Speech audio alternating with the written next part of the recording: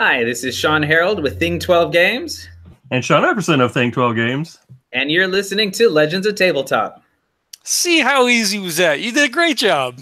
Bravo. So this is episode 143. This is the live stream for the podcast. If this is the first time you're tuning in, this will be available as an MP3 maybe tomorrow, probably by Friday. So we've got dueling Sean's tonight, which is pretty cool. But before we get into anything else, I don't want to bury the lead. I'm going to jump right to the first hard-hitting question. Sean E., why are you so bad at Azul? Why do I get my butt kicked on the daily by my wife? Yes. I actually won our last game, but I had a ringer.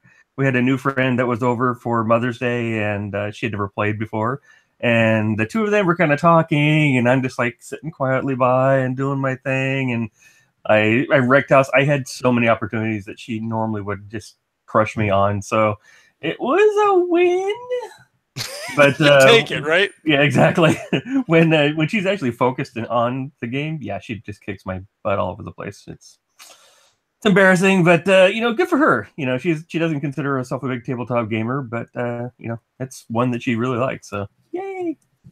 Is there anything that you consistently beat her at all the time that maybe she doesn't want to play anymore? Oh, geez. Everything else. Can I make the marriage joke here? Oh, there you go. Not really. Like, whenever we play games, like we played Tides of Madness, and she's destroyed me at that. Like, it's weird. She doesn't consider herself a gamer, but when we sit down and play stuff, she just wipes the floor with me. So I'm happy to lose to her if that encourages her to keep playing. You gotta suck her in. You're just throwing them at her. Like, oh yeah, you're so good at this. Oh, that's funny. All right. Well, let's jump back to H. We met over at Arizona Game Fair earlier this year, so that was it was a cool thing. You were working the table there, the retail table. So that was. Did you get to play anything while you were there, or no? No, I'm trapped behind the dealer booth, and a lot of what I do is just focusing primarily on interacting with people and getting them to play the games that we currently have available. So that's kind of where my big focus is. So I like the E and H thing here. So well, Epperson, I can't just say Sean. So go with Sean and see what happens. So Epperson focuses more on like in development, like demoing and doing the prototypes of stuff that we're actively working on, and I kind of pick up the back half of that. So once we've gone through manufacturing, and I'm more of the just trying to get our games in front of people and sold, and that's kind of where my focus lies. So what you're saying is that you actually do all the work. While yeah, I do all of the work. Yeah. I make the car, and then I get him to take it to the warehouse and sell it to the people. That's fair. That's fair. Kind of works. But it's funny. It's funny. For a couple of years now, E. I'm just gonna still tell you Epperson. So Epi does like all of these interviews and does all of the face to face, and I've kind of been like the back, like nee, like doing all the work. But this is my first one, so this is fun for me. See, you should do this all the time. You're doing good so far. So, do you guys wind up doing a lot of conventions together, or no? Is it split time? You guys kind of go halfsies on that, or? So we did our first one together a couple weeks ago. It was a Game Storm up in Portland. So I'm based primarily in San Francisco and Phoenix, and I kind of bounce between the two. And then Epi's up in the Seattle area. So if it's up in Seattle, he'll take care of that. If it's in San Francisco, which the upcoming KublaCon will be over Memorial Day weekend, I'll be handling that. And then I try to do a lot of stuff in Phoenix, and that's where we were able to meet. But Portland is kind of falls in the middle a bit, and so it was fun to do that for the first time. But it was funny. Epi and I had never done it before, and so he came in, and he was more nervous than I am. Like, how are you going to demo, and how do you talk to people, and this and that, and how do we set up the table? And I was like, dude, I've done this. Like, I can do this in my sleep. I got my spiel down, and I know how to demo these games. But he had never seen me do it. He'd never seen me in action, and so he kind of had this like I don't know if I can let him do this thing because this is the game that I designed, and I'm worried he'll do it wrong. But in the end, what happened? I demoed better than he did. Yeah, you did a fantastic job. Yeah, I'm really proud. Rebuttal. We need a rebuttal. No, he did great. I definitely was sort of like, okay, what's his approach? Because I hadn't, done a con with him. It's so weird to be like, he's my business partner and we've been together for, God, years, but it's the first time we actually got to be at a con together. Yep. And, I mean, we've talked, I'm obviously confident, in his skills and abilities. He's a talented guy. So, but it was fun to kind of see, okay, how do you approach it? Because when you're demoing for a sale or when you're demoing for getting feedback, they're really different approaches. And so seeing his approach, like, here's the final product, I want to demo to people so they can understand what the game is quickly and be able to make a judgment call, like, is this a game that we want for ourselves?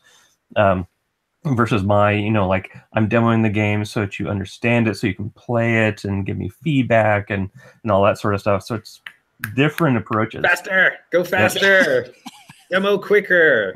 And also, a lot of it is understanding and reading the person that's on the other side of your dealer table and being able to quickly gauge their interest.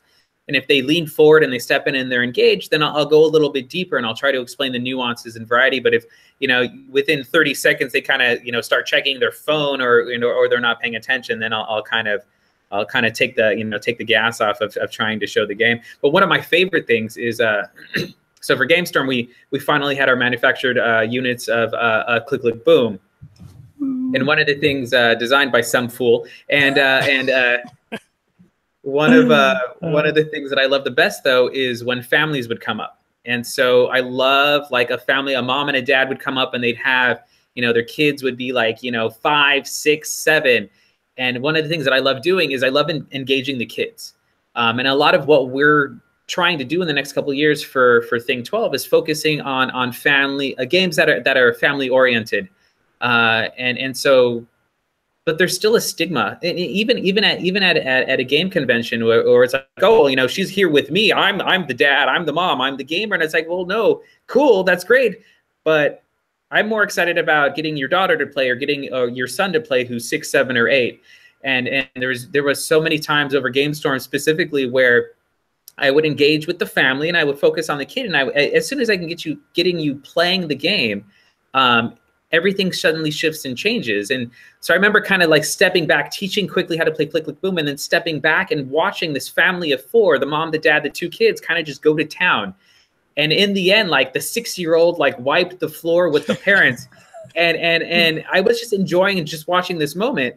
And I look over at Epi, and Epi's kind of got this like this look on his face, like this like proud dad moment of like I made this game, I did this thing, and look at this experience that they're having. And then so I would sit back and let that happen. But that was the first time for me, like, looking over and like seeing like that moment of victory in his eyes of like, we spent 1.5 years slaving away on this game, and right there, that was worth it. And then, of course, I leaned back in and I got the sale. And for a small business, for us, for everything that we do, it costs money and it's time and money for us. And so a tiny little business just trying to keep our head above, head above the water there financially, like, everything matters. But there's these moments, and I've always had them by myself. Right. And so being in Portland, being at GameStorm, and I was having this moment, and I looked over, and he was having a bigger moment than I was. Actually, I think he was busy losing the Seals of Cthulhu to whoever he was demoing to, because he totally stopped paying attention and was watching the family play. So yep. that was one of my highlights for GameStorm, and sharing a dealer table with Mr. Epperson there. Well, that's really cool, because it's neat. You put so much work and time and effort into it to see that, that kind of blossoming, that understanding, and the fun that someone's having. Because that's what it's all about, right? Like, people collect games, people play games, they want to, dissect and nuance and whatever. But, like, you get a family together that, if they play games, that's great. They're already kind of down that path. But, for you to be able to, like, hook the kids and get them to play something together, like that, like, that's what it's really all about. Yeah, for sure. Yeah, especially with Click Click Boom, like, I wanted it to be a very accessible game that you could play with anybody. You could play with grandma, you could play with the younger kids, and actually getting to see that happen, real world setting, if you will, was just awesome. Like, that's one of those moments, like, as a designer creator, like, you get that's your fuel, right? That's what keeps you going. That's what like your fire. Like, all right, yeah, that's so awesome. They're having fun. That's great. You know, I gave them that experience. That's cool.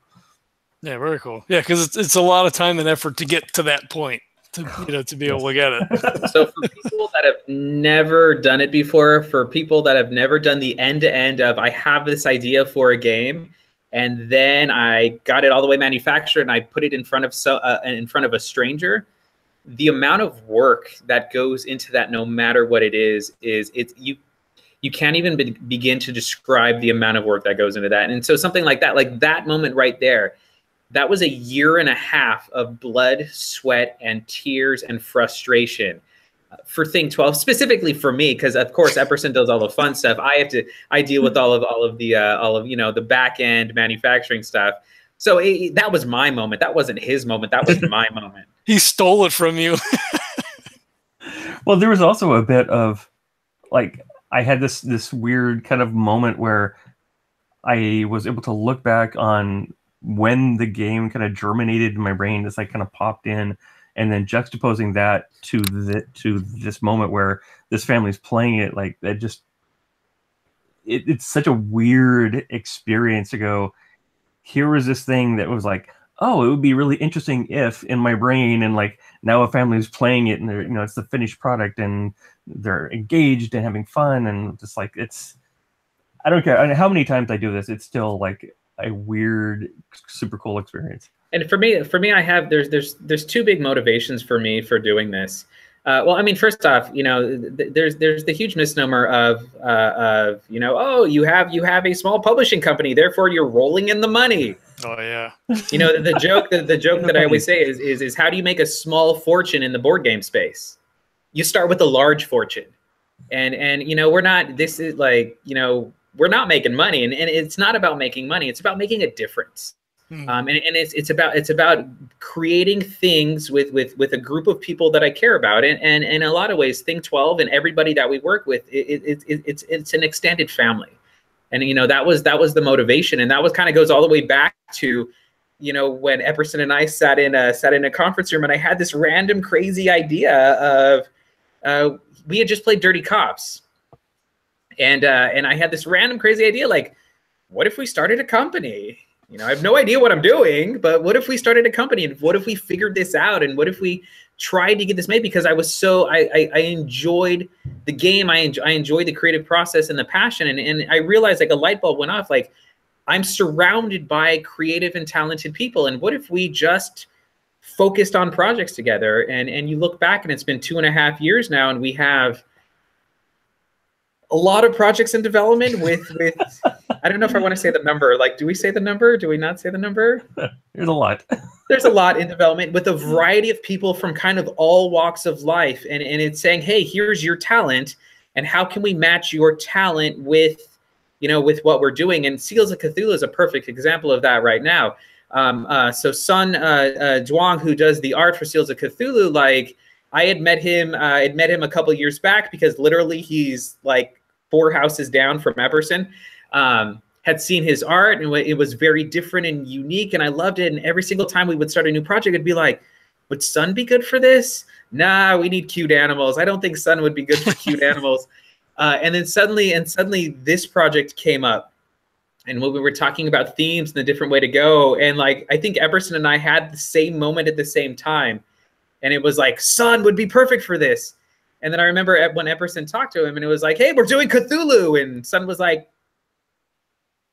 what is that? And so which was an advantage for us, which was a positive. It was having this very talented, amazing artist and dropping them into an arena that we know, and into a theme and a genre that we know, but it was completely new for him. So it was like, we want your unique take, we want your unique style, and just go to town with it. And the biggest thing that I love for this project is that it is visually unique, and I love that. We've created something different, and I'm excited about that. He's so good at it. He's never done this before. Like, I could cross off like 4 questions already. But we're talking about Sun the artist, right? Who are we talking about here? No, you're really good at it. Like we're going to talk about Seals of Cthulhu. That's why you guys are here. I'm gonna be quiet. I'm gonna be quiet. If we're going out of order, I'll just shut up. No. We're good. We're gonna circle back around. I was gonna ask you how Thing 12 came about, and we've kind of covered that. How did you guys meet prior to that, and then blossom into Thing 12? Craigslist. I saw his number on the bathroom wall. Dialed it up. Hey, you never know. No, we were both producers at a now defunct company called what was it? It was Amaze Entertainment, and then Kryptonite Games, and then back to it changed names multiple times. So technically, I interviewed you. You did? I interviewed you at Kryptonite. So we were both producers on handheld titles. I hired you. That's the way that we'll spin this. You did. You totally did. He's been lording over you forever. Not forever. For what? 14, 15 years? I was thinking about that. It's like it's over a dozen or over around 12, I think. 12, Long time. Yeah. Long time. Wow. Yeah, so we were this is both like purgatory for me. On Nintendo handheld titles. Like you were working on some GBA games, or you were working on? I was working on Sims 2, and then I jumped over. So Jack Pacific, they did like handheld like controllers. That was like, oh look, it's shaped like Scooby-Doo van, and there was like 5 mini games packed into that. Right. And I ended up working on X-Men and a couple DreamWorks titles that never saw the light of day, with a really amazing team. Who went on to start their own company and kind of did a game that was kind of a big deal. So the team that did that ended up doing Crazy Viking Studios, and they made Volgar the Viking, which was a classic, I don't know, how do you describe that? Retro arcade brawler thing. This is where you're supposed to save me, Epperson. This is the part I'm watching you go. It's great. You're just watching me fumble. But yeah, so I did that, and then did a couple other things. Mystery Case Files on the DS. Did an iPhone game we won't talk about because it's embarrassing.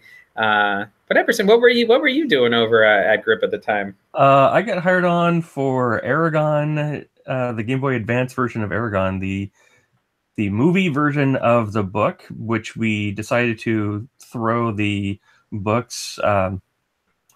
The very limited script that we had for the movie, throw that to the side and actually focus on the book, because we were doing an RPG that blossomed out of control as far as like scope, just massive thing. Then we went on and did we did Spyro the Eternal Night on the Game Boy Advance. After that, like a lot of people considered it the swan song of the Game Boy Advance. It was Spyro mixed with Metroid mixed with Devil May Cry, and this like crazy action platformer. And then we did let's see, we did Looney Tunes Cartoon Conductor with IDOS before. I don't think IDOS is even a thing anymore. But that was awesome because I got to work with the actual voiceover actors for the Looney Tunes characters, like Joe Lasky and all those people.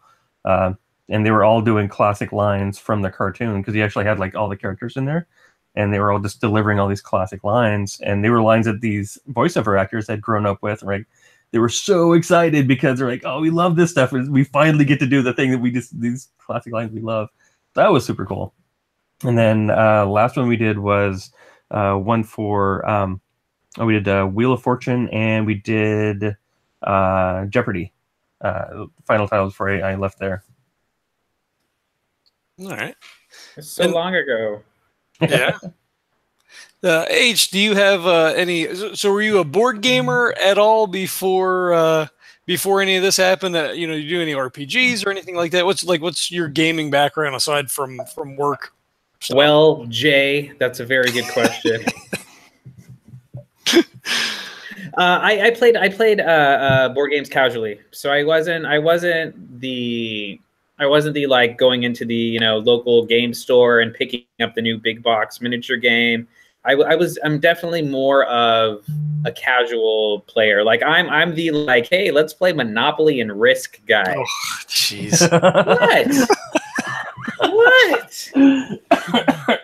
And so for me, like I was that casual player, and so kind of my entry into this has been Epperson, has been, and it's, for me, it's kind of like I've kind of been the low barrier. So like if I can get the game, and have fun, then like we have a shot, that we can go out to, and focus on people that are not non-gamers and stuff. So yeah, not much, but I've gotten better in the last 2.5 years. I've been playing a lot more in the last 2.5 years, and getting up to speed on all of those games. And now my son, who's about to be 8 now, when he and I, that's all we're doing is we're playing all sorts of different games. What is it? Imperial Assault. We're playing a lot of that, and then I got him hooked on Santorini, which I love. So he loves playing Santorini, and I'm more of an abstract player. Like I'm good with Santorini, chess, and Corridor, and I could play those. For weeks on end. Right.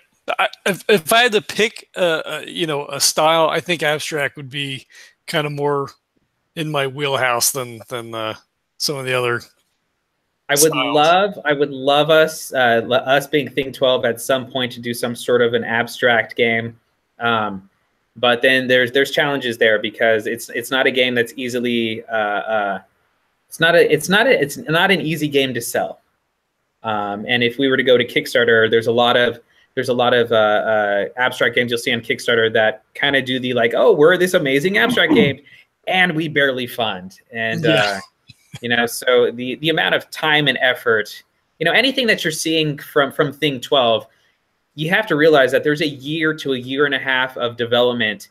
And then once that Kickstarter's done, then Epperson kind of goes on to that next thing. And then I have another year of development work to do the manufacturing, and fulfillment and distribution and all of that. So, he gets the front end and I get the back end.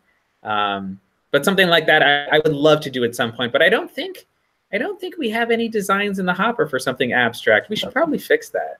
Well, like you brought up Santorini. Santorini is a good example, because Santorini, while being an abstract, definitely has a theme there. And I think that's what makes it something that's a lot easier to sell, because I mean, it looks like a toy, right? Like you got this cool island and it's cool board, and you're building up these houses. Like there's a lot of really cool stuff to see that's on the table, versus something that's really abstracted out and it's just discs and shapes, esoteric shapes and stuff. That's less interesting to a lot of people, especially new gamers. So the people that are like really hardcore into abstracts is a much smaller percentage of the market than people that look for theme. I think theme really sells. Yeah. So that's what Santorini has going for it. Especially here, right? I mean, that's a bigger thing in the American market is theme over, mechanics. You look at the heavy Euro stuff, maybe not as big a sell here, as it is overseas. Yeah, you're starting to see it change a little bit. I mean, there's definitely a Euro market in the US, but I think between the two, for US buyers, there definitely is theme over lack of theme. And when you see like a Euro game that actually brings theme to it, it kind of starts to cross those barriers, and you'll see it be a lot more people interested in those kind of games. Okay, cool. Now, do you guys think, like, is your feeling that you're specializing in, smaller, quick to play games, simple rules, like that, the dice series, click, click, click, click, click, boom is very simple. Not that there's not like an in-depth strategy to, but overall the game designs are fairly not complicated. More like a family style right game. I'd say definitely the first things we have are more like straightforward,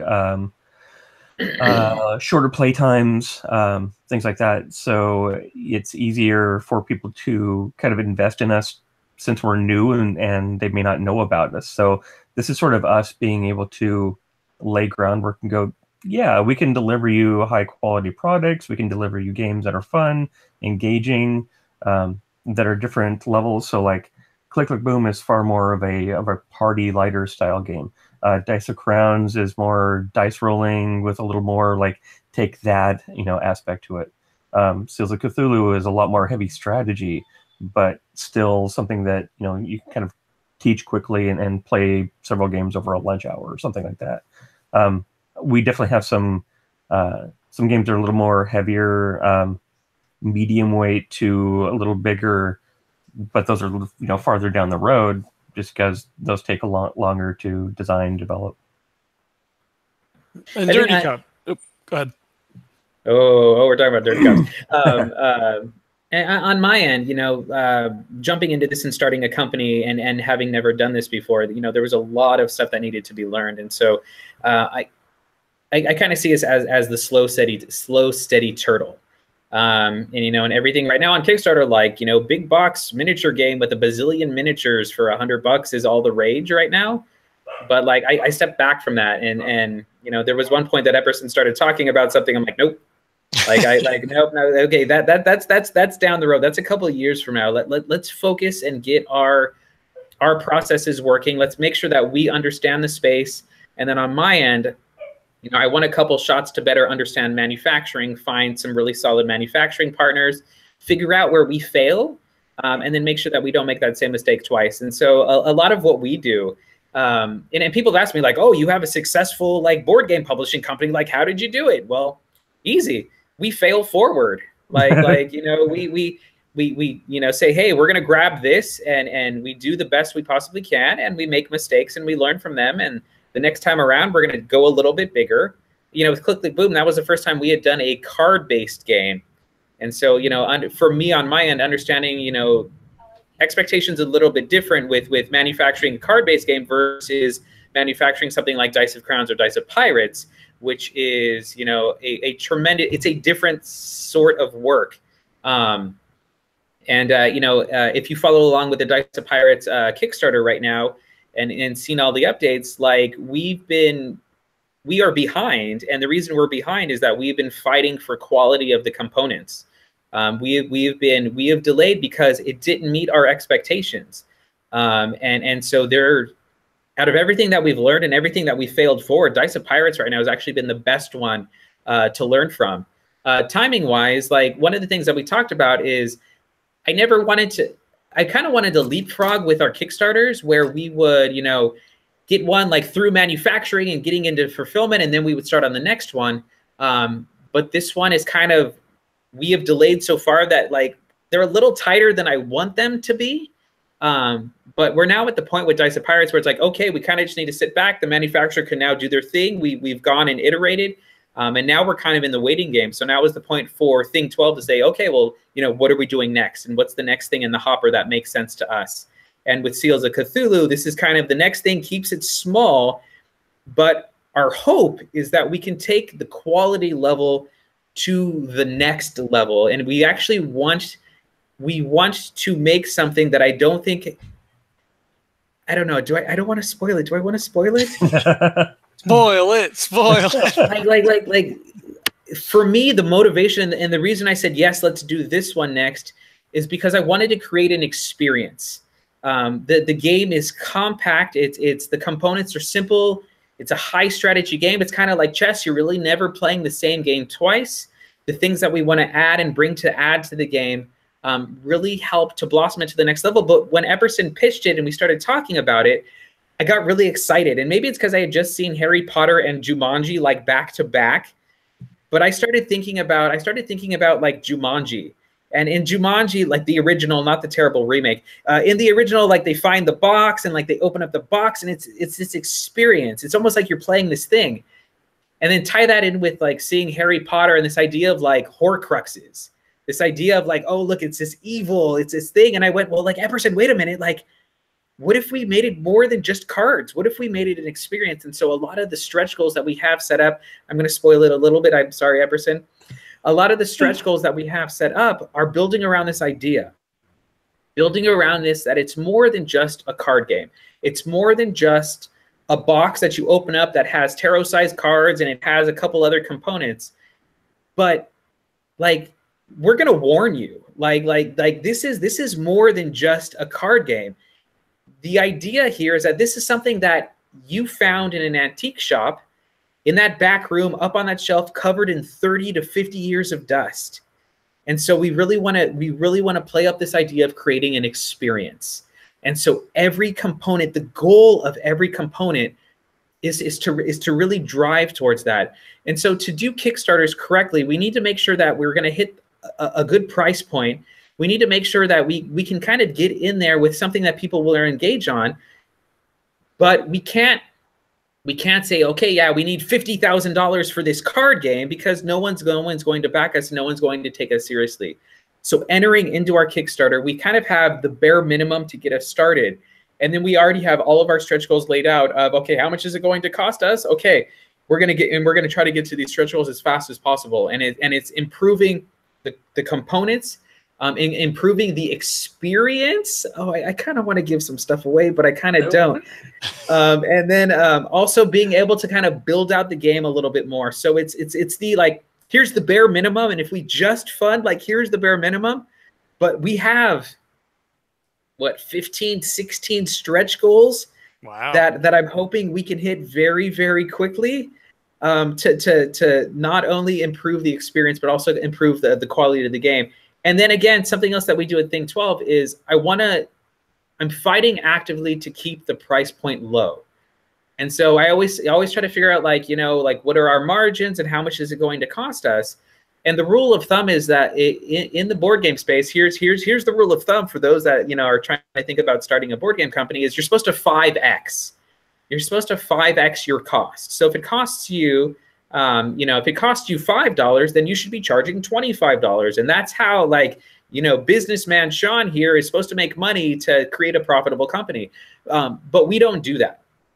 And I don't do that on purpose, because for me, for Epperson, this isn't about making money. This is about, let's make a great game with great quality components, and let's put it at a price where, yes, we can keep the lights on, or, what have I been saying for the last month? Let's put some money in the war chest, right? To pay for cake.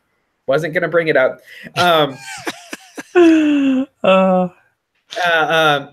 let's keep the price point low. And whenever I talk to people at conventions and at dealer booths, specifically like Dice of Crowns and Dice of Pirates, like, we're charging $15, and it costs me more to make Dice of Crowns and Dice of Pirates than it does, like, Click Click Boom. But at $15, that is an amazing price point, and so I want to keep it there. And we are trying to figure out on our end, how can we optimize what we're doing to actually make that more financially viable. But a Dice of game will never be more than $15, no matter how high quality those components are. The thing for us is we will pack it full, we will make the best possible game, and we will keep the price point the same.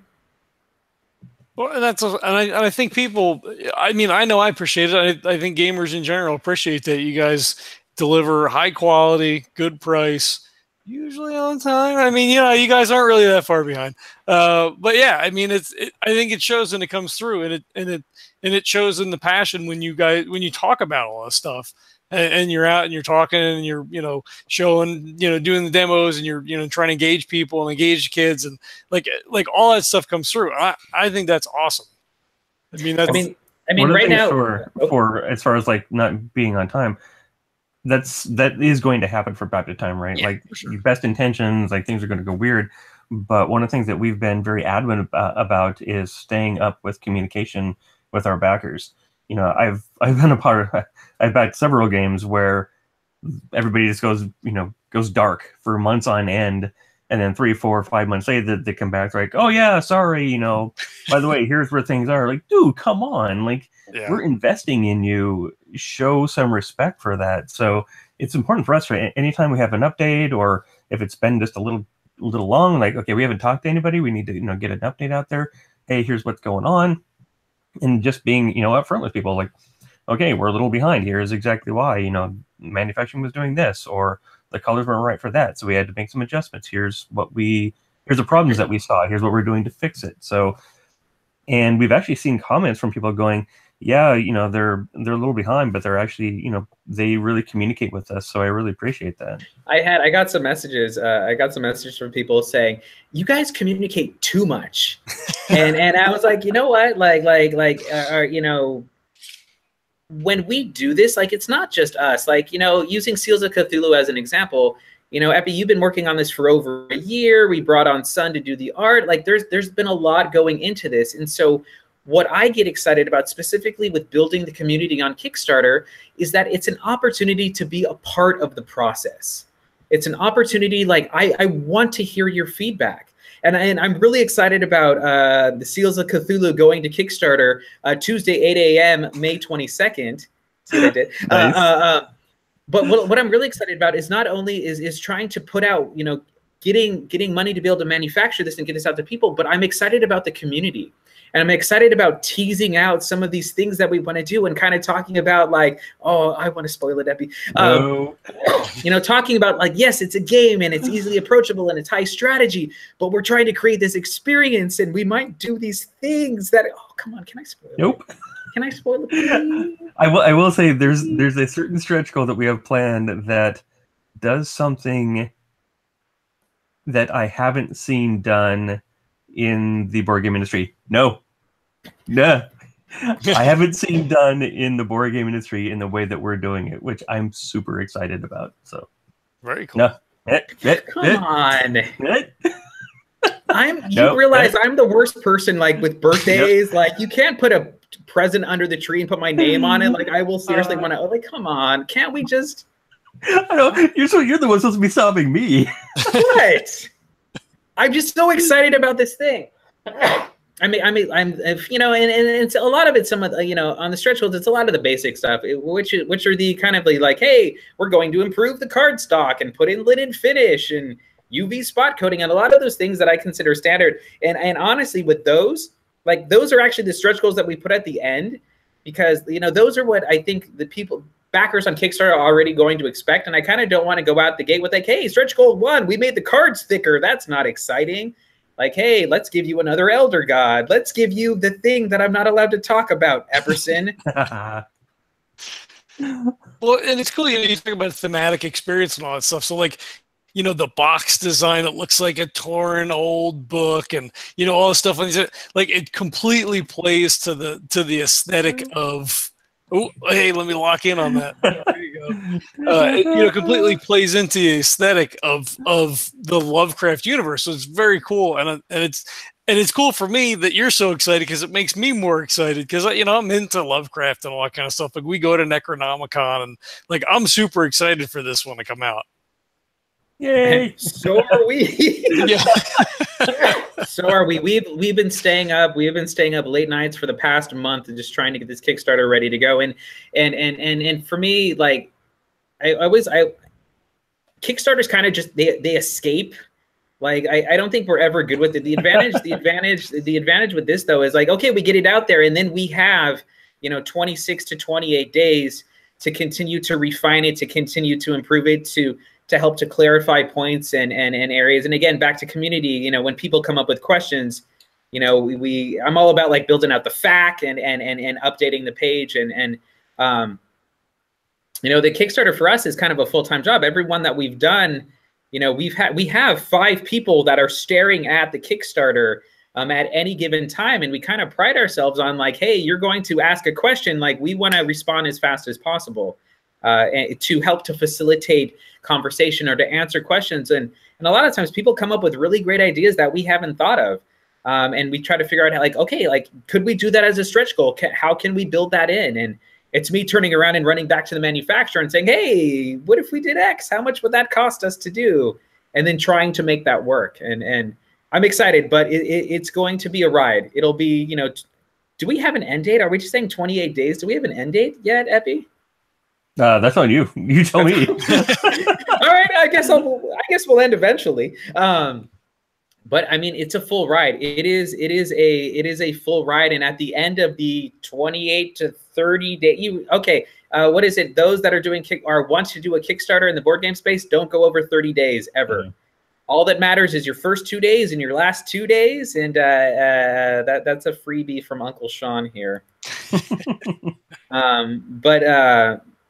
It's a ride, and you're constantly updating and you're constantly communicating, and not just on the Kickstarter page, you know, doing stuff like this and on our Facebook page and getting out the word as much as we possibly can to get Twitter, people in and to get people excited. But literally, like the moment that Kickstarter closes, I'm collapsed. I'm like, okay, like I need 2 days of like, leave me alone. And then you play the waiting game. And a fun fact about Kickstarter, this will be the third point for people that want to do this. The amount of money that your Kickstarter closes with isn't the amount of money that you end up with. And a lot of people don't realize that. There's the processing fees, there's the Kickstarter fees, but there's also the dropped backers. There's people that literally after the fact, after it closes, like they have like the not legit credit card in there, and suddenly you're not able to actually get all of that money. So you will get a subset of whatever it says on your Kickstarter. I'm not going to go into the details, but you know, a project like Click Click Boom, it was one of those where we were able to barely fund. And one of the challenges that we had with Click Click Boom is that if you come to my dealer table for KublaCon Memorial Day weekend in San Francisco, and I get you to play it, it's a no-brainer. You play it, you love it, you buy it. But and when we won the Lucy Award at the Evergreen Tabletop Expo last year for it, and people played it and they loved it and they enjoyed it, but it didn't Kickstarter well. Yeah, like it didn't Kickstarter well for us, and we were in the Kickstarter space at that time where there was a lot of high-profile like big box miniature games. So, you know, hey, do I buy that big box miniature game for $100, or do I support this thing that like I think it could be a filler game, but I don't know? And so, you know, we definitely had a challenge there, and we were able to fund. But in the end, after we closed and after we had the fees taken out and the dropped backers, we actually had less money on that Kickstarter than we originally had needed. And so that was a challenge for us is, you know, hey, we're hitting all of these stretch goals, and those stretch goals are going to cost us additional money. And what we ended up with was not able to meet what we needed. Definitely a challenge of doing Kickstarters. But at the end of the day, like, we are committing to the community, and we are going to do everything we possibly can to make the best, the highest quality game. And if that means we have to, you know, put some of our own money into that, then we're going to do that, because we are going to Kickstarter. We are making a promise to the community, and we're going to do everything we can to deliver that. And if we're late, we're late, because I would rather be late with the best possible game than on time with a piece of crap. Yeah, no, for sure. I'm going to jump in real quick. Eric Portnoy's in the chat. He says he's ready to go with Twitter, so as soon as the spoiler drops, it's everywhere. Oh, love you, Eric. Does that mean we have an official leak? No. Eric's a friend of mine. You're not saying anything. What is Shut you in the comments? Hey, he's not in there, so you know. Hey, Epperson, my lips are sealed. You're ready to jump into chat here. Like, what did you just do? What did you just do? Well, that's cool. You know, and it's, you know, to go back to, you know, the game is quote unquote late, but like you say, you have good communications. I mean, I have, you know, Tasty Minstrel's a bigger big name, and you know, I backed Crusaders, and I think that's supposed to technically be shipping right now. It's not. I mean, it's just, I think it's part of Kickstarter now. I think it should be an expectation. You know, if you get your game on time, great, that's awesome. If it's 2 months late, okay, well, I mean, you've got my money already, whatever. As long as I'm getting my game, I don't care. And then when it comes, it's like, oh shit, I got a game today. That's awesome. Like, you know, it's like getting a little present a year down the road or a year and a half down the road. And as we're talking about like lessons that we've learned, one of the things that we do when we do like fulfillment is we delay getting our pledge manager out on purpose. Because I've seen a lot of Kickstarters where it's like, hey, we just funded, and tomorrow, like, Pledge Manager goes live, and it'll be open for a month, and you'll put your address in, and then we'll be delayed by a year, and then we'll ship out, and oh crap, like, we never went back to make sure you're still at the same address, and now we're dealing with like pledges coming back or going to the wrong spot. And so one of the things that we do is we actually delay launching Pledge Manager, and then we try to hold it open as long as possible. To make sure that everybody's up to date with the proper addresses. And then at the same time, Dice of Pirates, perfect example, like we stayed open an extra month trying to gently nudge people to put in their addresses. And in the end, we have like 17% of our backers that still didn't do that. And so I have 17% of our backers that I have to follow up to individually that will be getting them in the second run. So it's funny, I actually, for the Seals of Cthulhu Kickstarter coming to Kickstarter May 22nd, Tuesday morning, 8 a.m. I just wrote the risks and challenges, and it's a section that now, this is our 4th Kickstarter, but it's now a section that I take really, really seriously as a creator on Kickstarter. And it's one now that I'm hoping that everybody will read. Like, this is our 4th Kickstarter. We've done this 3 times. Here's what, here's honestly straightforward, not pulling punches. Here's what we're concerned about. And one of them on there is, hey, backers, like, you can't get your game if we don't have your address. But I want to try to map all of that out. And again, I want people to be a part of the process. And I want people to understand. And we've had a lot of people reach out, like asking questions like, how are you doing manufacturing and what are your challenges? And I'm always there to answer. I'm always there to help. But we want to make it transparent. But yeah, delay your pledge matter as far as you possibly can, because that'll save you some headache in the end. Sure. Now, as far as Kickstarter lessons and things, and maybe this one's more for Epperson. Now that you guys are getting ready to start a new Kickstarter, May 22nd at 8 o'clock on Tuesday, are you getting any, sort of blowback or any feedback to be like, hey, I backed, Dice of Pirates hasn't got yet. Like, where's the new Kickstarter? Like, why is this happening? Because people get funny about that kind of stuff. And maybe there's grounds for some of it, because maybe some people have been screwed before and, they've backed 3 or 4 projects from the same people. Maybe they didn't get any, or maybe they got one and, things were just delayed forever. But you're shaking your head no, so you're not getting any of that. As so far we haven't, but I'm expecting that. To come up after we launch. From my perspective, we are at the point where our hands are off. It's now doing its thing at the quality that we want, and so now we can kind of turn gears and focus on the next project. And we'll leapfrog as soon as the Seals of Cthulhu Kickstarter is finished. Then I take 2 days off to basically collapse into a ball in the corner, and then I shift gears to doing Dice of Pirates fulfillment. So I focus on that, and then we have the team that's working on Cthulhu. We have an amazing graphic designer, our amazing artists, and they focus on starting to build out the manufactured assets. So we're working in tandem. We're working together, but we're making it a point to not do too much. I know what you're about to jump in and say. Originally, our goal was to get a cat and to have it be a part of the podcast. And you said the cat was going to happen. Originally, what we wanted to do, our plan was to do 4 Kickstarters in 2018 for Thing 12 Games, and we have the games lined up, and we quickly realized that yes, we could, but 1, it would kill us because we all have day jobs. This is what we do for fun. But 2, it wouldn't be fair. It wouldn't be fair to the community, to the community that we're building up. And while we could be moving faster, I didn't want us to get into a situation where, oh yeah, look, this next one's going and we haven't fulfilled this and we haven't gone into manufacturing on that. I wanted to keep it very straightforward. And the way that I always go back to the team is we're leapfrogging. And now we're at a point where we can leapfrog to the next one. And we're not going to go to the 3rd project until Dice of Pirates is completely finished. So we always want to have 2 things that are kind of in the works for us.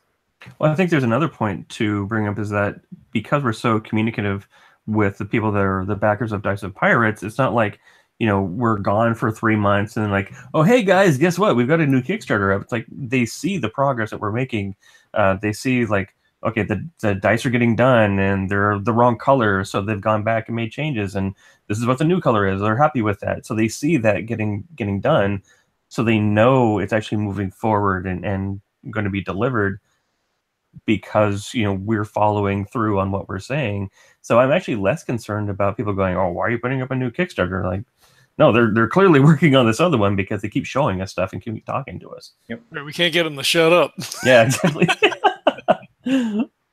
Well, and there's a real balancing act, right? So for a smaller company, you're saying you don't want to saturate the market, you don't want to overtax yourselves, but but there is that fine line between like, hey, we have to have something coming out, because if we're not doing this, then the company is not progressing. We're not making, any money. Not that making a ton of money, but things are not happening if you're not pushing things forward. So I think people understand that on some level, but then I guess on some other level, it's like, I paid my money, I want my game. I think we're a very impatient society, so I think some of that tends to creep into some of these things. Especially when you hear some of the horror stories about Kickstarter and stuff like that, where things funded and people disappeared. And I don't think that's huge, right? I mean, I like, there's a handful. I think I can count on one hand the number of projects that have been like, wow, this guy made this, and we never saw him again. Well, I've backed over 200 projects, and that's embarrassing. I quickly got the super backer reward or whatever, and all of the things I've backed, there are only three. Well, there's 4 that haven't delivered yet. There's one that is never going to deliver. I've just given up on that one. There's another one that I know the designer, and I've been talking to him, and he's had a lot of issues, but apparently it is one I think is going to eventually show up. There's a third one. Is that the one? I'm not going to name it. Is that the ones that we almost jumped in on? Yeah. Okay. And then there's a third one that has been making a lot of public awareness, because they haven't fulfilled 2 projects, and they're seeking funding for their company, like trying to get investors, because the person that ran it all just mismanaged everything. I don't think that's ever going to happen, but who knows? It's a good thing that the person that manages Think 12 Games doesn't mismanage anything ever. Well, you're actually smart about, you don't rush into things with a really poor understanding of things, and you don't treat the people that we work with like garbage. I treat you like garbage. Would you say I'm the voice of reason then for Think 12 Games? Yeah, I'm the one that pushes on you, and you're the one that's like, no, we can't do this, but we could do this. Like, okay, fine. It's now the point to talk about the cake. Hey, that's coming out of my money. I'm paying for the cake. Shut up. Yeah, and then that'll go into pre-production costs for this. I'll have to pay it. Absolutely will. So Sean H is like the work wife. Sean E is, hey, we're gonna do this, we're gonna do that, and he's like, now hold on. Did you seriously just call me the work wife? I did. Yeah, I did. You call yourself the work wife, ironically. Yeah, not wrong, not wrong. Oh Lord, I'm the one that has to rein him in. And half the time it drives me crazy, because half the time he's literally like, we have to do this thing, and I'm like, no, we don't have the money for it. And then he's like, I'm doing it anyways. And then halfway through, I realize that it's a really good idea, and it pisses me off because he's right. Perfect example is for Seals of Cthulhu for the Kickstarter page. We have a high level backer tier, and so somebody in this conversation, not going to name names, somebody took it upon themselves to do a thing, and I thought it was that, right? Yeah. Oh, look at that. So Epi found and custom made, and we were only able to find a small number of these. Though the question I have for you, Epi, is did you actually make sure that everything fits into that? Yeah, everything does. I'm just going to put that out there. That was one of my questions. And so we were only able to find a small quantity of those boxes and had them custom engraved and custom done up. And I will admit, I am now very excited about this. But when he first literally started running, like, I'm doing this thing, and I was like, hold on. But I'm really excited, but it's going to be a limited exclusive tier. There's only 6 of those. We were only able to get 6 boxes. So this is a limited exclusive tier of 6. You will get this super sexy box. And we actually tried to find more. We called every store that we could. I actually reached out to the distributor who distributed these. They didn't have any more. They were a dead end. And I went so far as to actually find the manufacturer in China that made the boxes. And I was like, hey, if we needed like 50 of these, how much would it cost? And then I realized that financially didn't make sense at all. So yeah, so we have this amazing limited exclusive Seals of Cthulhu that 6 backers will get probably within 2 months after we close. They'll also get a regular manufactured version of the game, but this super limited edition. And then one of the things that Epi and I haven't talked about is, you know, that spoiler thing that I kind of like, I really want to talk about. Like, we really need to figure out how to get it into that. So I'm really excited. This is going to be amazing tier, and I want to push the team further with what can we do for these 6 backers. We're hoping that people will back to get this very limited exclusive version of Seals of Cthulhu. But yeah, what if I should totally back and get one of those? But yeah, that's an example of a good thing. You know, an example of the bad thing would be the cake. The cake could be awesome. The cake, Epperson. Wait till you see it. It's gonna be another one. Like, okay, fine. It looks awesome. You're killing me slowly with fucking cake. Can I cuss? I'm totally cussing. I don't care. You can do it. It's fine. Did you have I forget the Twitter handle? Sugar High Score. She's up in your area, right? Did she make the cake? She is. I actually talked to her, but unfortunately, she was booked solid. So I talked to another person that I'm waiting until it gets done before I broadcast anything to see if something goes wrong. But this person has made some incredibly cool stuff. And basically we're having a big launch party at Zulu's Board Game Cafe in Bothell on Tuesday, May 22nd. Hey, that's the day the Kickstarter goes live at 8 a.m. Yes. So I wanted to have something cool there, not just the game that we're demoing, but also like just something kind of fun. And when I saw one of the cakes that she did this gauntlet, a Thanos gauntlet, the Infinity Gauntlet, and it looked like the gauntlet. She did a fantastic job. It's amazing looking. So I contacted her and was like, hey, I would like to do this thing. And, here's kind of what I'm thinking. And we went back and forth, and she's like, yeah, that sounds cool. So, I ponied up the dough to have it. And it's something that we'll have at Zulu's for anyone that shows up. Now, is it an actual like Cthulhu? Like, is it a 3-dimensional? I'll be setting it. It's a 3-dimensional cake. Nice. I'm not gonna say what it is yet, whether it'd be kind of a surprise and people show up. But I will be taking pictures and putting them on social media, and for anyone that can't come and all that sort of stuff. Sweet. All right. So Harold, does Epperson like just walk by the office and just kind of like whisper the ideas and walk away? So like maybe you catch them and maybe you don't. Is that how this dynamic works? Or no, I find out after the fact. I found out I'm doing this thing. Yeah. And I mean, there's been some things that we've talked about, and when we sit down to talk about Kickstarters and stretch goals and things that we want to do, we'll take some time to kind of like spitball, like if we had all of the manufacturing money in the world, like what would be the craziest things that we would want to do, and we kind of just throw everything out there and kind of figure out what makes sense for us to tackle in manufacturing. For me, I'm always looking for opportunities to do something new.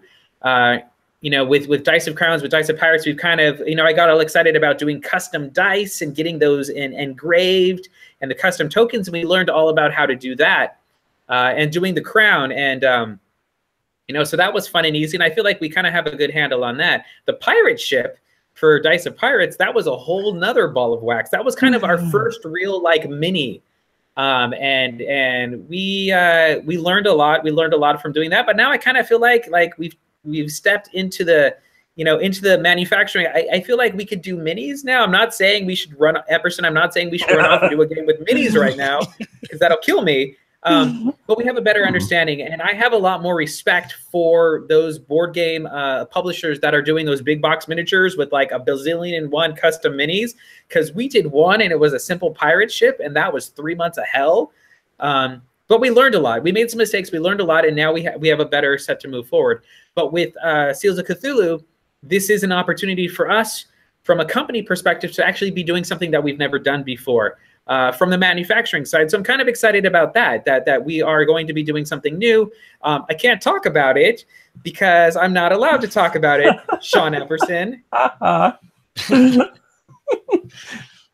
So this new game that we're hearing about, Sean, is your second design credit for Thing 12s? This will be my second design credit. That's correct. Yep.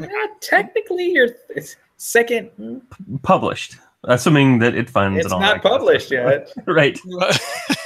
Technically, my third that's gone out in the public. So there's that. But so Dirty Cops, as you mentioned earlier, Dirty Cops would be the first one, right. and we're planning to do a Dirty Cops reboot. Probably in 2019. We're only going to do the plan for us is to do one more Kickstarter this year. We were originally going to do 4, but we're only going to do one more in the back half of the year, and it won't be Dirty Cops. So that means that Dirty Cops will probably be sometime in 2019. But we also have the next Dice of game going out in 2019 as well. I'm not going to spoil. I won't spoil what that one's going to be. Ninjas. Pirates and ninjas. Ooh. No, so we the back half of this year, there's something that we're excited about that I'm super excited about. It's a new genre of game for us, and then I think we'll kind of once we get through that Kickstarter, we'll kind of take a moment to kind of reflect and figure out where we're at. But I'm really hoping that we can do 3 Kickstarters next year, and I'm hoping that Dirty Cops reboot will be one of them, because the changes and the adjustments that we made to the game, I'm much more excited about the game than I was before. Well, the design is good. I've just read a spoiler. It's been confirmed. I think it's out on Twitter now. Thing 12 announces a line of high-quality Cthulhu miniatures packed at a $15 price point. Dice game 10. So off to BGG News. Yeah, thanks, Eric. Appreciate that. Okay. How many could we fit into a 10? Oh, now you bigger 10, I think. We should tell Badger that. We should tell Badger that, I guess, it's been spoiled. We got to do this thing. There you go. So maybe we should talk about this game then, right? I mean, it's been like an hour and whatever. So tell us, what's Seals of Cthulhu? How do you play? What's the design like? What are we talking about here? So Seals of Cthulhu is a 2-player game where you're going to be competing against another player. One of them is a cultist. The other is an investigator, and they're basically going to be going back and forth, vying for ultimately control points, which are victory points in the game. Everybody starts with 6 cards in your hand, which I've got 4 right here. So you'll have 6 cards in your hand. You have perfect information at the start of the game, because the 6 cards that you have are the 6 cards that the other player has. The points that are on the card and the currency values that are on the card are opposite of each other. So, for example, I have a card in my hand that is, let's say I'm the cultist. So I've got this card here, which is the gate. So it's worth 5 victory points, so 5 control points. But it's only worth 1 as far as currency goes. Now you've got the other half of this. You notice that half of the art is on the card. Now you've got the other half, and your half is going to be worth 1 victory point, but it's going to be worth 5 currency. So what I'll be doing is I will put a card down, face down, and I'm going to put out a bid. I've got these units that I'm going to be using that I'm offering to you in order to get control of this card. Now you have to try to decide, well, is it worth whatever that I'm offering to you just take that currency that I'm giving you so that I can get the card, or do you want to try and outbid me to get control of this because you don't know what it is? So there's kind of a bit of back and forth bidding, a little bit of bluffing, a little bit of suckering people, until finally one person gets whatever's on top and the other person gets the card. So once a card is face up, then you can use it again for your bidding power. So again, not very useful when I go to bid, because I know this is a card that's more focused on me as a cultist. Now your version, is something that I really want. So if you have this card, your version of this card face up, let's grab this one here. So it actually thematically looks different, so you can tell the difference there. Your version is worth 5. So if you have this face up, you can actually bid with this card, and it counts as 5 units of currency. And you only start with 4. So this is a super strong card for you to bid with. But the danger is that if you summon the entity and create both halves of the image, then you actually get to use the ability on the card. Now, the gates ability is if you control them both, you're going to flip one face down. So likely you're going to flip the one that's not worth very many victory points face down. And then you can flip another face down card face up. So if the other player has a really bad card on their side, let's say this guy here, the Shoggoth, it's -3 victory points at the top there. If they've managed to put that face down, well, you can actually flip that face up, and now it's again stinging them for -3 victory points. The cultist cards, cultist focus cards, are all about making things happen, bringing things into the world. The investigators cards are all about stopping that, about shutting him down, putting things face down. So there's this interesting diametric opposition between the two, the investigator and the cultist. And you start with 6 cards, but you're only going to be playing 5. So you'll, even at the last turn, you don't have perfect information. You'll see what everything is face up. So you're like, well, either they're playing this or that. How much am I really willing to invest to try and do these?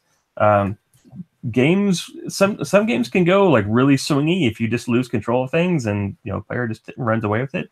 But if both players are playing smartly, most games tend to be like a 1, 2, 3 victory point swing. Yeah, most of the games we've played have been like that. Because I'm looking at the Cthulhu card, because we haven't played with the Cthulhu. We've trying to like play basic game and sort of go through. And I think all the games have been 1 or maybe 2 points. I don't think anybody's like really hammered. But I'm looking at Cthulhu. I'm like, well, why did I get rid of all of my cards? And I'm like, oh shit, that's right, worth 12. Like 12 is essentially a victory if you're playing the right way. That's the big bad. I mean, you can't have a Cthulhu game without Cthulhu. Yeah. And the interesting thing, so most of the cards in your hand are going to be the opposite of each other. So, which can I just say, when I first looked at the cards, I was like, wow, that is so cool, like so thematically appropriate, and so I was like, wow, these are inversely proportional. That is so cool because I want this one, and he doesn't. Oh, that's just so cool. Blew my mind when I printed them out. I'm like, oh, that's amazing. But then to kind of like change that up a little bit, the elder gods are all worth the same. So he's 6 victory points both on the cultist side and the investigator side, but only worth 1. Now the danger of summoning Cthulhu is he destroys everything that is face up in front of you. So if you trigger him too early, or if one player gets it out and like, all right, I've got 6 victory points, you could actually sucker the other player into winning that card. They get it. Well, they get 12 victory points, but they just wipe out everything else that they've got because he's the world killer. Yeah. That's actually how the game kind of came about from a conceptual standpoint. The idea I had was I thought it'd be really interesting if I had cards in my hand that I knew you would want, and you had cards in your hand that you knew I would want, but they weren't really valuable to us individually. And that sounded like a really interesting, juxtaposition. So I created the kind of a quick, using some blank cards, prototyped it up. And the interesting thing was when I created it and tried and played it, and like, you know what? This is not fun. It's terrible. It was one of the worst designs I'd put together. Like I didn't like it. I didn't see that spark of fun, or there was no interest. I'm like, whatever. I just took all the cards together, swept them up, and tossed them in my designer box. I keep all this stuff, and forgot about it for 6-8 months or so, maybe a little bit more. And we were going to a friend's house for doing some gaming and stuff, and I just happened to get it out and was getting something out, and I saw those cards. I'm like, I remember this game. This game's terrible. And I kind of sat down, was kind of like flipping through them, and all of a sudden I had this moment of inspiration, like, oh my gosh, I think I know what to do to fix this. And so I ran off the table and quickly like mocked them up again and ran off to our game night. I'm like, okay, guys, I know we're going to play some stuff, but before we do anything, we got to play this. I got to know if this is like interesting or fun at all. And it was really interesting and had this really spark of fun that I was just completely missing. So at that point, I'm like, all right, now we can, start chugging away on this. This actually is really cool. Very cool. I also didn't realize when we had been playing that the Shoggoth was worth minus victory points. Now, clearly it's marked red, whatever, but the print and play cards are on the small side. So we're like, all right, well, these are both worth 3, I guess, that's cool. And then I was listening to Kurt's interview with you over on the MFG cast, and I'm like, wait, that's worth negative. So I go over to the shelf, pull out the bag, pull it. I'm like, son of a bitch, we've been playing this the wrong way. Yeah, those minus victory points, man, those will nail you. So the interesting thing is that you can each card has an ability, and you marry them both together to use that ability, but you can only do that on your turn. Right. So if I've got half of a Shoggoth, I can't use his ability until I marry it. So the danger is if you've got it and you manage to stick me with it, and it's not my turn or in the game, and like my turn's done, well, I'm just sitting here with -6 victory points that I can't do anything about. And that's happened to me a couple of times. Like, oh, it's a beating. Oh, I just got wrecked. Yeah, no, that's very cool. And Harold said earlier they're big tarot size cards. So the art is amazing. I mean, it's beautiful. And it's really going to pop on those big side cards. I mean, it was one of the first things I think I asked you a question. I'm like, are these big cards? And you were like, oh, yeah, definitely. I'm like, all right, cool. Yeah, I've got, let me grab a magic card here. So, like, this is a standard tarot size, and here's a magic size. So that's definitely what we're going to be going for. Yeah. And Sun's art process, so he is a classic painter. So he's actually doing all of the art in the game is watercolor paintings. And I love that aspect of it because it really gives it this sort of ethereal, mystical sort of look. And so he does these like real world paintings of everything, and then he brings it into Photoshop, scans it, and tweaks it a little bit, messes with it a little bit, and then it's good to go. For him, it was really interesting because he had to create these images that weren't just mirror of each other, but he had to bisect the images in half. So from just a layout perspective, that was really challenging. I mean, it would be really easy just to go, okay, I'm just going to draw half of it and then mirror it and boop, I'm good. He is a much more, he's a very talented artist, but he believes in the integrity of what he's doing. So he didn't want to do something just kind of hackneyed like that. Necronomicon is a good example. Oh, yeah. I got it in here somewhere. There's also a bunch of special character abilities that everybody gets access to. So there's we'll be launching the Kickstarter with there it is. We'll be launching the Kickstarter with 2 special powers on the investigator side and the cultist side. So there's the Necronomicon. Ding. So you'll pick your ability, and it's they're very asymmetric powers that you'll be able to do different things based on kind of like how you play, and it sort of informs you of like kind of how you want to approach the game or some things you want to do. Like one of the cultist powers is being able to capture the other opponent's forces, the things that they're giving you, these guys that are working for them, and hold on to them. And if you have all of them at the end of the game, you're going to be scoring points for each of those. So I actually played with Take Your Chits recently, and I was playing that cultist, and I kept capturing his guys and holding on to them, and I would just use my guys to bid with, and he wasn't really paying any attention to what I was doing, and I ended up getting a bunch of points at the end just from doing that and like using cards and manipulating all the bidding process through cards. No, it's cool. We haven't played with the with the cultists and investigators yet because we were just trying to get like the base game down. But yeah, I mean, some of those are really powerful. I think one of the investigator ones, you get to flip one of the face down cards face up. So we're like, well, is that a bidding card? I forget what the actual language was. I'm like, yeah, I think it is. Like, wow, that's amazing. Like you just flip that card over. Holy shit. Yep. My big thing with the character cards is the art. The art's really good too. I love the art on the character cards. That's my favorite piece of what we've done. I really want. So one of the things that some reviewers have brought up was a concern is that there's some problematic stuff in the Cthulhu mythos, right? I mean, Lovecraft had some racist stuff going on.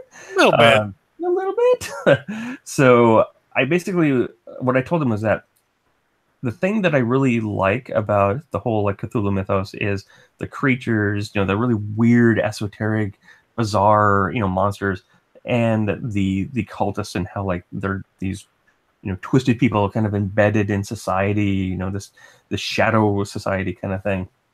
That stuff's really cool. All the other stuff, like like the misogyny and racism and stuff, like whatever, we can just garbage can that, right? And the investigators that we have in the game are far more. There's women that are portrayed correctly. There's different racial types, so it's a far more empowering sort of look on people, rather than kind of taking that dark road that he did. Mm-hmm. Oscar Rios over at Golden Goblin Press is really good about that. A lot of the work that he does, with Cthulhu is, directly, I don't say opposed, but I guess opposed to, to that sort of background, and trying to make it a more inclusive and more, I don't want to say wholesome because it's Cthulhu, but more inviting to, a larger number of people. Yeah, exactly.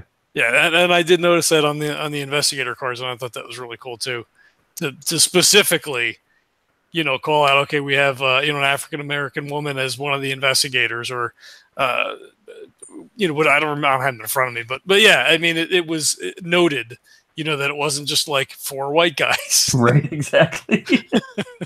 Like we can do better, and that's one of the things. Like we have a lot of different things that we kind of focus on as a company. We want we want to grow the hobby. We want to have games that are more approachable to people. And I think one of those things is actually like trying to address some of that stuff that's kind of problematic, in our history as gamers, is that, it doesn't have to be just populated with white dudes everywhere. Like we can actually have a wide variety of people and backgrounds and things like that. And it makes for a much more interesting game, makes for much more interesting storytelling, and allows your game to be interesting to a wider variety of people. Right, because people, as much as it's Cthulhu, people can identify. You pick a character, say, hey, that's that looks like me. That's something that I can, be a part of. It's not a stretch to be like, oh, okay, I'll take that guy or this guy. White guy number 3. You're right, generically, whatever. Yeah. Well, aside from Lovecraft's racism, not that. I feel like that wouldn't affect the game as much as it's presented, although, like having the characters obviously, sort of break the Lovecraft mold. Did you have any other problems with the IP? So, of course, all his stuff is public domain. So is there any other issues that you had as you were... Yes. Sounds like pretty much says it all. Yes. Should we talk about titles? You already know where I'm going. So, Lovecraft is public domain, right? Ish. Nah, yes, technically yes, but guess what? So it's public domain. You can do stories, you can do whatever you want, but when it comes to brands, that is where it starts to get sticky. And so there are trademarks that have been copyrighted that you can't touch on, and you can't even come close to them. And so originally, this game was called Battle for Arkham, and then that we abbreviate everything, so it was BFA. It was BFA for like a year, and still a lot of the files and stuff actually still say BFA on it. But guess what? Arkham is a part of Lovecraft mythos, but you can't use it because of Fantasy Flight, because of DC. Like, that is completely off limits. And so we went, okay, well, and we came up with 2 or 3 other ideas, and every single other idea got shut down by the IP lawyer. And this project, actually, out of everything that we've done and have in development, this was the hardest to nail down a brand, because we want to build unique brands, and we don't want to ride off of someone else's brand. We don't want you to look at this and go, oh, it's just like that. We want to build things that are unique. And so we struggled. We struggled and struggled and struggled. It took us a couple months. I'd say at least 3 months. To actually settle on something that the IP lawyer felt would have the minimal amount of risk. And whatever you do, you don't get just a free and clear stamp. It's understanding the amount of risk that you're taking by going with a certain IP. And so this was in the minimal amount of risk bucket, and it was one of the few that we had that were available to us that actually worked for the game. And now that we have it and we've settled on it and we've started putting out promotional material, I actually love it more than what we originally wanted to go with. I think it creates a unique brand, and we've kind of doubled down on that a bit to really focus on and say, hey, the Seals of Cthulhu, and what does that look and feel, and what is that visual, and how can we push the brand forward in a way that is unique to us, but at the same time reaches out to Lovecraft and reaches out to the Elder Gods and everything that should be available to us in the public domain space. Well, the Seals title also is more thematic to the game. I really liked the original title, Battle for Arkham. We're battling about this, and we're fighting it out. But I actually like Seals of Cthulhu better because it is you're breaking these seals, you're uncovering these things and bringing them into existence to create these really amazing powers and manipulate your opponent with these things. So it makes a lot more sense. So it was kind of one of those happy accidents. Yeah, we had to change it, but it ended up being for the better. Right. I would love to see you guys out at Necronomicon next year if everything's printed and ready to go. Get you guys a table out there. That's the community for that is just so rabid for that. It's just it's so cool. Did I just hear another dealer table in my future? I think so. Hey, I know. I love being able to get out. Epperson enjoys doing kind of the front end and doing the development and the prototyping and why aren't you having fun?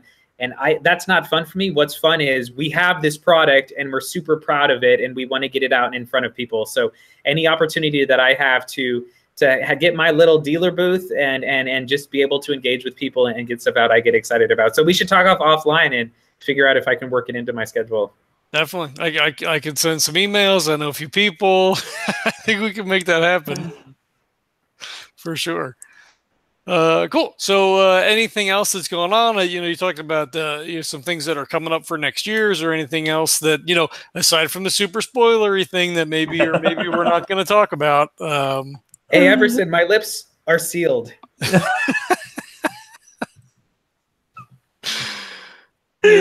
Wow. Oh, that's a bit of an inside joke, so we'll just leave that there. That's your one freebie. I'll let you have that one. It'll all make sense in the end. Oh, yeah. There's another event we're going to be at. We're going to be at Lilac City Comic Con. I'm not going to have a booth there, but I will be there, just doing some gaming and doing demos of both Click Click Boom and Seals of Cthulhu, because it'll be in the middle of the Kickstarter. So if anyone's over in the Spokane area, that's where I'll be. Sweet. Yep, and then so we launch on Tuesday next week, and then I think Friday, Saturday, May 22nd at 8 o'clock around 8 a.m. No, so what's funny is that it could basically we hit the go button and then we mad refresh the Kickstarter page, but it can be anywhere between 30 seconds and an hour. So it depends on how long it takes for it to update. So it's hey, we're gonna try to press the go button right before 8 a.m. and hope that it goes live. Yeah. So Tuesday morning around 8 a.m. I'll be doing KublaCon in San Francisco this year, and it's Memorial Day weekend. I think the dealer hall is going to be open Friday, Saturday, and Sunday. This is one that I'm super excited about. It's the biggest one that I've done so far. So we're hitting, I think, 4,000 to 5,000 people was what it was last year, and they've been expanding. So it's a great crowd, and I expect to lose my voice by Saturday afternoon. You've seen me at the dealer booth, so I'm nonstop talking. Mm-hmm. Come Sunday, I will literally have a raspy smoker's voice as I'm trying to sadly get you to play games with me. Take cough drops. That's a con presenter trick. Eat lots of cough drops. Now, are you guys planning on doing PAX Unplugged at all this year or no? I really want to. I really kicked myself. Was that a plea? Was that a plea? Was that to me? I'm talking to one of our good friends, the developers for Weave, Monocle Society, and I'm seeing if I can finagle something with them in some way. I mean, because I was there last year with them when we had our insane adventure of driving a moving van from Washington State to Pennsylvania. Wow, that was crazy. But it inspired a new Dirty Cops card. That's true, we did. Yeah. I don't know that we'll necessarily be driving a moving truck, but if I'm trying to see if I can do something with him because he's a super cool guy and he is a big supporter of us and we're big supporters of him. So cool. I kicked myself for not going last year because there were so many people there. You were there, and I was like, I really want to go, but we just come back from Necronomicon. I'm like, I spent a lot of friggin' money, and I'm like, I guess I won't go. And then I was like, damn it, I should have went. It was awesome. It was such a blast.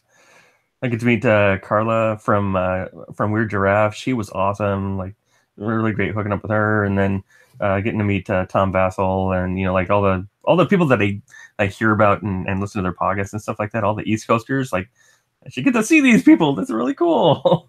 Yeah. And then I will be in middle of July. I'll be doing a Crit Hit down in the Phoenix area, which is an RPG themed boutique convention. I love it so much. It's a great group of people. And then also I'll be back down there in early August for MaricopaCon. So I do San Francisco. I do like California and the Arizona area.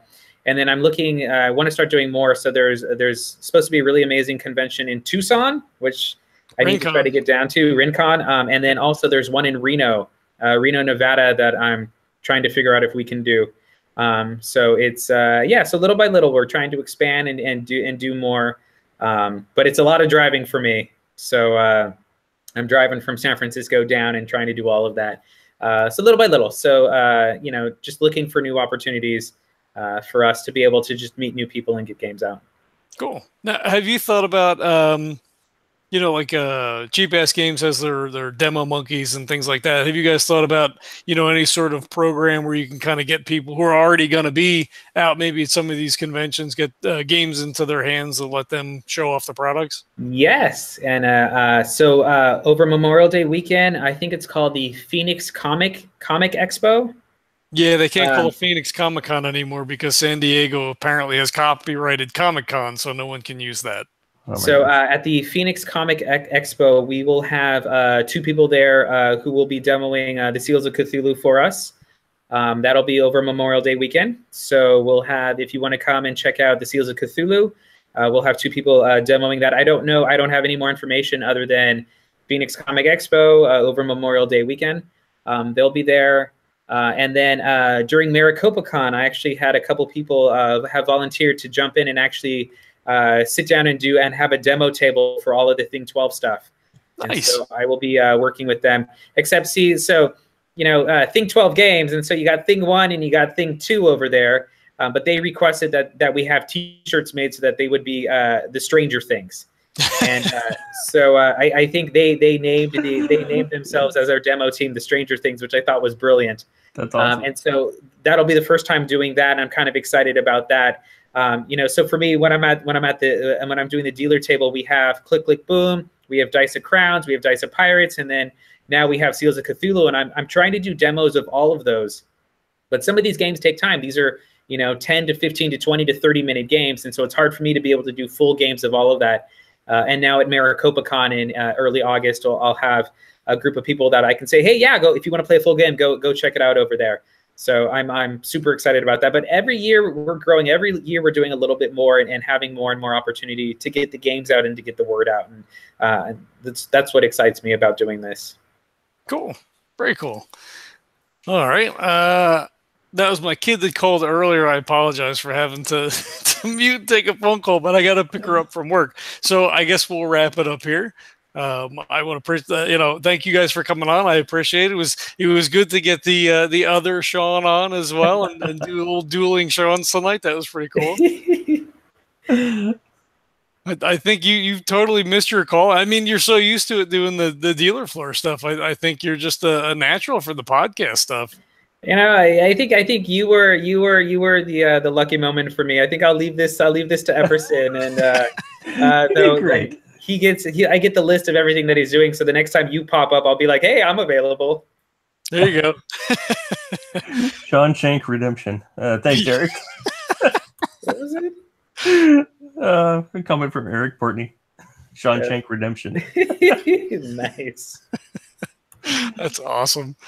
All right. Well, I look forward to seeing you in August, because I will also be up at Maricopa Con. Although I didn't realize Crit Hit was going on. I guess they were concurrently funding at the same time, and I missed it. So I was like, well, all right, at least I got one. Yep. I'll be at both. And yeah, Maricopa Con is fun. It's nice, chill con. Come and play games, and come see me, and hopefully buy some new games. So cool. All right, so we're gonna see this drop Tuesday, the 22nd of May at 8 o'clock or thereabouts, maybe an hour after, maybe 30 seconds after. I guess Pacific Standard Time. Pacific Standard. So we hope you'll check it out. I hope you go back it. It's a fun game. The art is beautiful. You guys are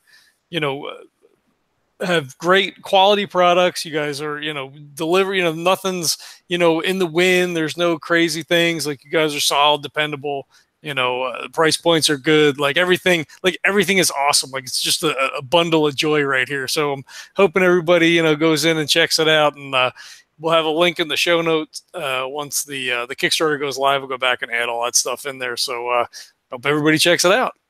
Cool. Thank you so much for having us. Absolutely. Thanks for coming on. Special shout out to Haldane Creations. Thanks for hanging out in the chat. I'm glad you are engaged in and like what we're doing, and I really think you'll dig the Kickstarter when you see it. So cool. All right, you can follow Thing 12 Games over on Twitter, Facebook. All links are in the show notes. You can do the same for us. We appreciate it. As always, reviews, comments, and likes and shares and all that stuff is stupendous and helps us out a ton. We also have coffee for sale. If you're just checking this out for the first time, there's a convoluted link in the show notes, or you could go to tinyurl.com/legendary brew. One of the guys that runs games for us, Neil, he runs our Fear game and our Rogue Trader game. He also roasts coffee. He has a side business doing that. It's really good. It's what I order at home. That's all I drink now. So if you're a coffee drinker, I hope that maybe you'd want to check it out. And I want to thank everybody for checking this out. Thanks everybody who's hanging out in the chat tonight, and we'll catch you next time. Thanks everybody. Thank you.